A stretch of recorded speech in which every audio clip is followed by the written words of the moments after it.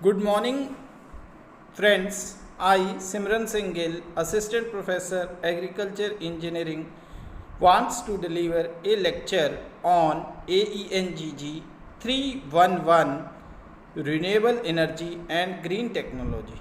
Today, lecture number 12 Briquetting of Biomass. ये biomass का last topic है। इसके अंदर जो हम करने वाले हैं बच्चों, वो टॉपिक्स हैं इंट्रोडक्शन, ब्रिक्वेटिंग टेक्नोलॉजी, उसके एडवांटेजेस, उसके डिसएडवांटेज, मेथड ऑफ ब्रिक्वेटिंग, ब्रिक्वेटिंग प्रोसेस और क्लासिफिकेशन ऑफ ब्रिक्वेटिंग। तो स्टूडेंट्स, पहले हम जो करेंगे वो है इंट्रोडक्शन। हाँ, तो इंट्रोडक्शन में क्या है कि ब्रिक्वेटिंग का क्या मतलब है।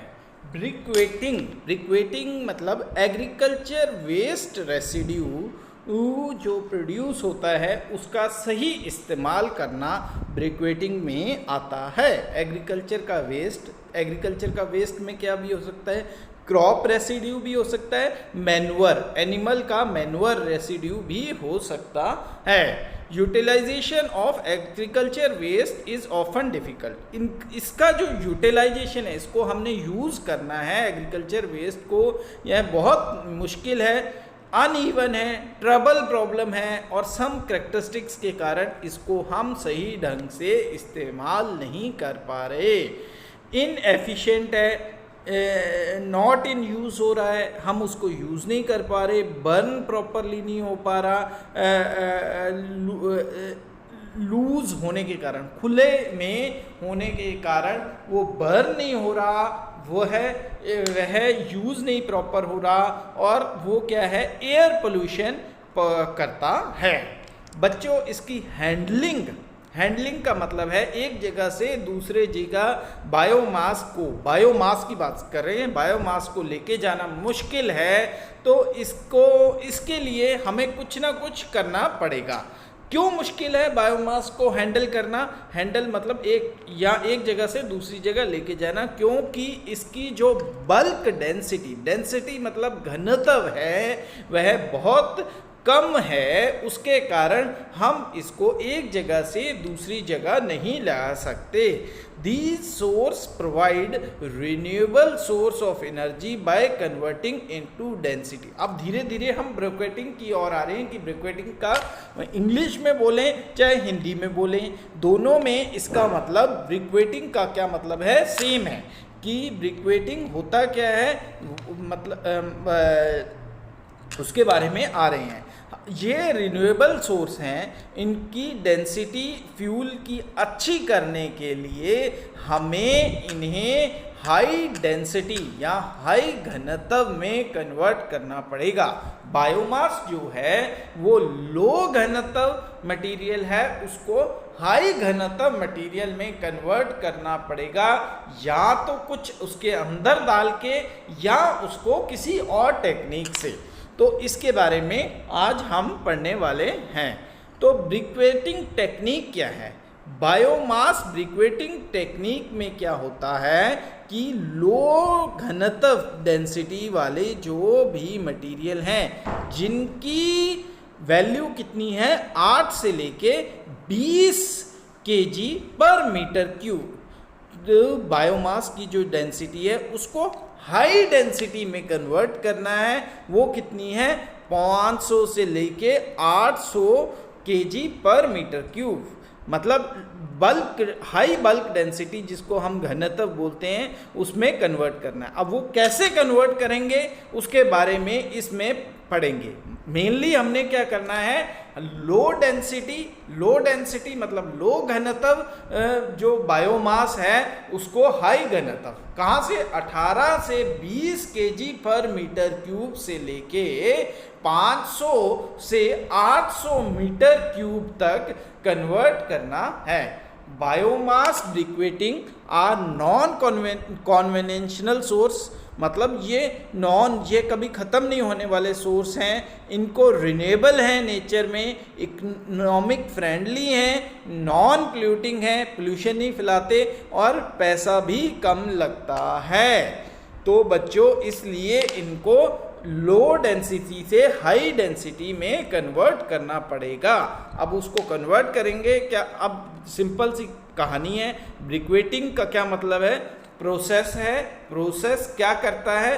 कन्वर्ट करता है बायोमास को, जिसकी लो डेंसिटी है उसको हाई डेंसिटी में और या नॉन पोल्यूटिंग में, और इसके अंदर बाइंडर कोई चीज़ डालनी पड़ भी सकती है, केमिकल या बाइंडर्स, जिस बाइंडर का मतलब है चिपकाने वाला मटेरियल, इसके अंदर डालना पड़ सकता है ताकि वो 100% नेचुरल हमें दे सकें।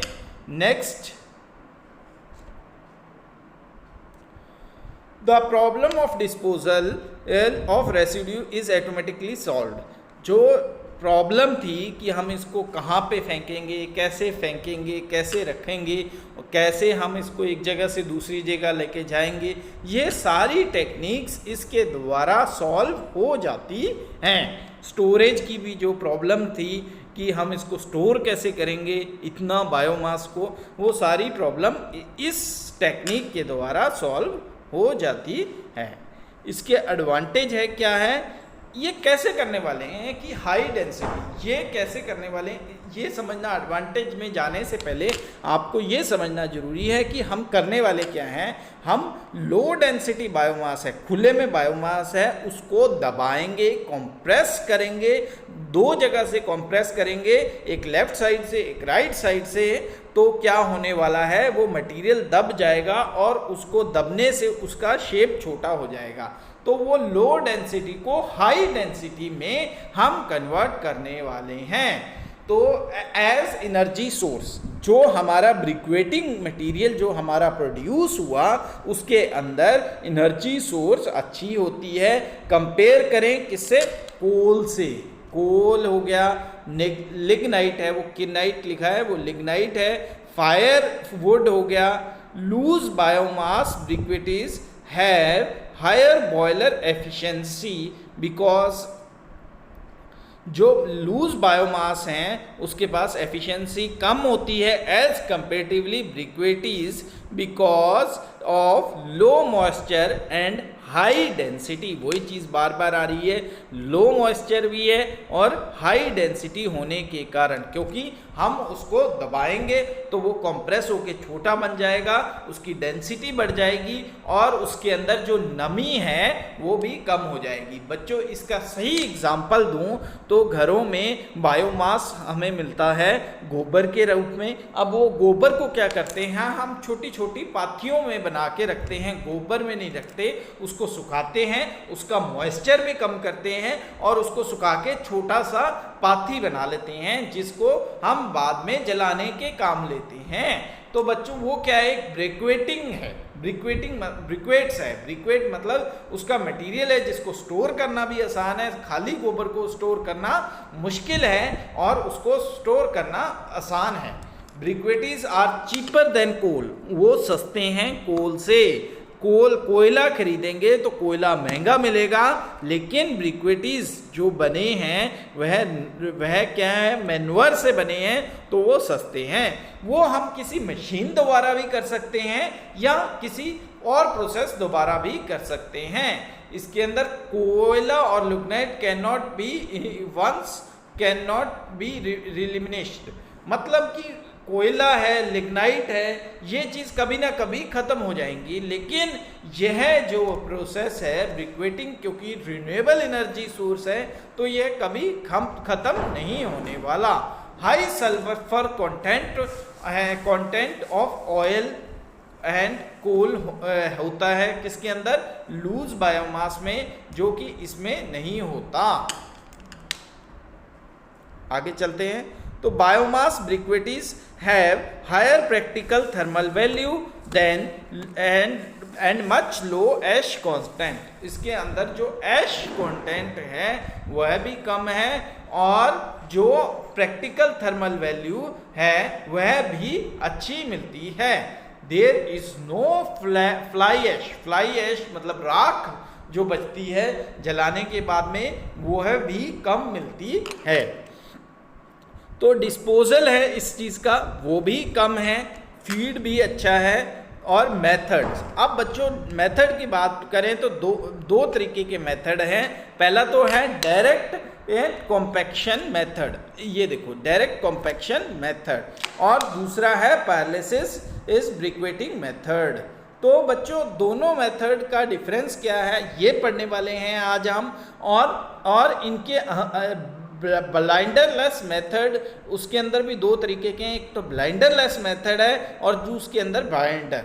मतलब क्या होने वाला है, डायरेक्ट कॉम्पैक्शन, मतलब हम कॉम्पैक्शन का क्या मतलब है, उसको दबाने वाले हैं, डायरेक्ट दबाने वाले हैं। एक तो हाई प्रेशर में, मतलब कि उसके अंदर कोई बाइंडर का क्या मतलब है, उसको चिपकाने के लिए जो बायोमास है उसको कंप्रेस करेंगे, तो कंप्रेस करने के बाद उसके अंदर कोई ऐसा मटेरियल नहीं डालेंगे जिसके दोबारा वो चिपक जाए, तो इसको कॉम्पैक्शन के द्वारा चिपकाया जाता है। दूसरा मेथड कौन सा है, उसका प्रेशर तो लो रखेंगे, प्रेशर बढ़ाएंगे नहीं, लो रखेंगे, लेकिन उसके अंदर कोई एडिशनल मटेरियल डाला जाएगा ताकि वो चिपक जाए, जैसे कि गम है। तो इसके बारे में हम पढ़ेंगे। पायरोलिसिस मैंने पहले भी बताया, उसको हीट किया जाता है 300 से 500 डिग्री तक बिना एयर के, और उसके अंदर उसको कंप्रेस किया जाएगा ताकि वो ब्रिक्वेटिंग बन जाए। तो ये मेथड है। कौन कौन से मेथड है, डायरेक्ट कॉम्पैक्शन मेथड, उसमें एक तो बाइंडर का इस्तेमाल करेंगे, जिसमें बाइंडर का इस्तेमाल करेंगे उसके अंदर उसका प्रेशर जो है वह लो रहेगा, और बाइंडर के बगैर बाइंडरलेस करेंगे उसके अंदर उसका प्रेशर हाई रहने वाला है। पैरालिसिस, और पैरालिसिस प्रोसेस कौन सा है, जिसमें 300 से 500 डिग्री तक हीट करेंगे टेम्परेचर एयर के बगैर, और उसको कंप्रेस किया जाएगा। देखो पहले मेथड में हाई प्रेशर में कंप्रेस किया जाता है। बच्चों agriculture, direct agriculture residue mechanically compared machine into briquettes, इसके अंदर मशीन का इस्तेमाल किया जाता है। मशीन के द्वारा आप दो जो बायोमास है उसके अंदर डालोगे और उसको दोनों तरफ से कंप्रेस करोगे। जैसे ये मटेरियल है, बायोमास है, इसको कंप्रेस करोगे तो ये क्या हो जाएगा, छोटा होता जाएगा। इसकी डेंसिटी 8 से 20 से लेके 500 से लेके 800 kg पर मीटर क्यूब तक बढ़ जाएगी, और उसके कारण हमें जो मटेरियल मिलेगा वो हाई डेंसिटी मटेरियल मिलेगा। उसकी क्लोरोफिक वैल्यू का बच्चों क्या मतलब है, वह वैल्यू जिसके ऊपर वो है बायोमास जलता है, यह increased and falls on volume basis. Binderless method वही चीज है, biomass is compacted under high pressure in order of 1200 से 1400 kg पर सेंटी। बाइंडरलेस में क्या होगा, पहला है बाइंडरलेस में क्या होगा, उसको कंप्रेस किया जाएगा 1200 से 1400 kg पर मीटर सेंटीमीटर स्क्वायर तक। तो इतने तक कंप्रेस करने के बाद जो मिलेगा वो कितना मिलेगा, वो मिलेगा 400 से लेके 800 kg पर मीटर स्क्वायर तक। तो कॉम्पैक्शन रिड्यूस नॉर्मली, ये किसके द्वारा, या तो स्क्रू मैकेनिज्म का मतलब है नट बोल्ट के अंदर जैसे स्क्रू लगे होते हैं ना, वो गोल गोल घूमते हैं, उसके अंदर मटेरियल घूमता जाएगा तो ऑटोमेटिकली वो कंप्रेस होता जाएगा। और जो ब्रिक्वेट मिलेंगे वो किस फॉर्म में मिलेंगे, 65 mm के डायामीटर से लेके 120 mm के लेंथ के तक से लेके 70 से 199 mm के डायमीटर तक, और 300 से 350 metre long. Production capacity 400 kg per hour होगी। आगे चलते हैं।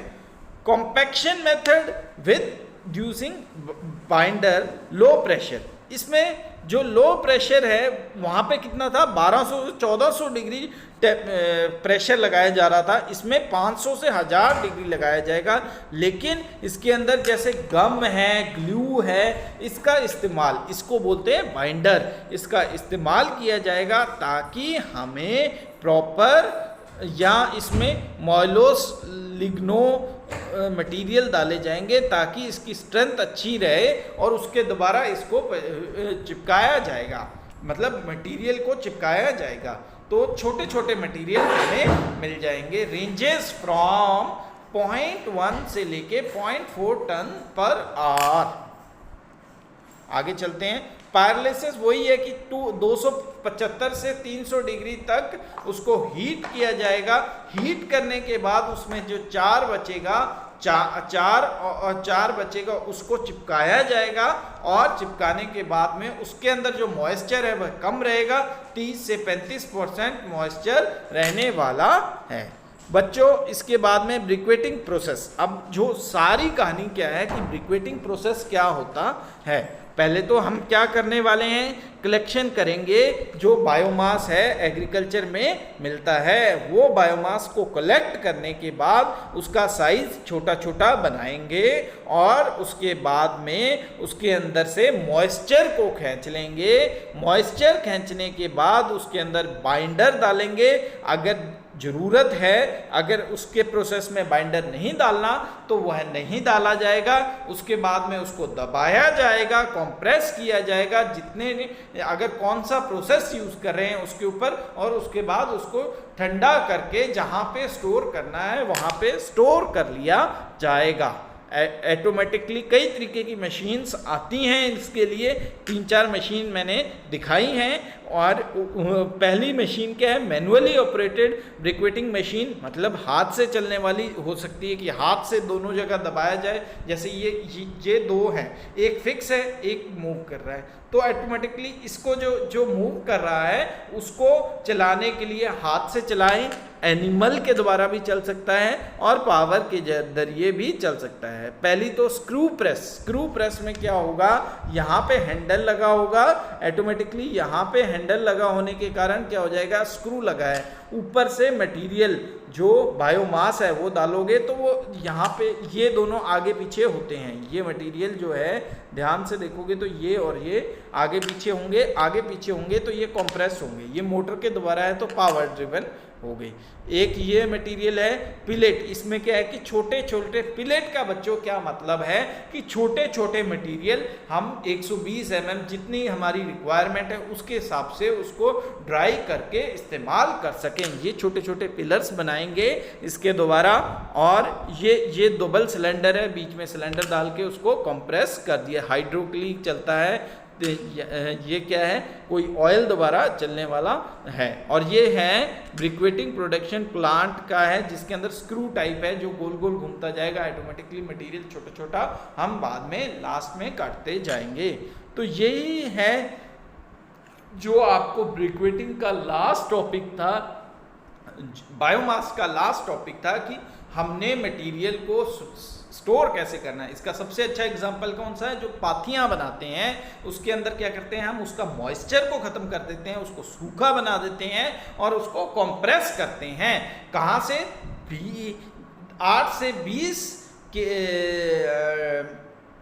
केजी से उसको डेंसिटी से 500 से 800 केजी हाई डेंसिटी तक, घनत्व तक लेके जाके। तो थैंक यू बच्चों। अगली क्लास में हम क्या करने वाले हैं, सोलर, थोड़ा हटके अब करने वाले हैं, सोलर के बारे में शुरू करेंगे। नेक्स्ट क्लास में ऑटोमेटिकली आपको पता लगता जाएगा कि कैसे चलता जाएगा।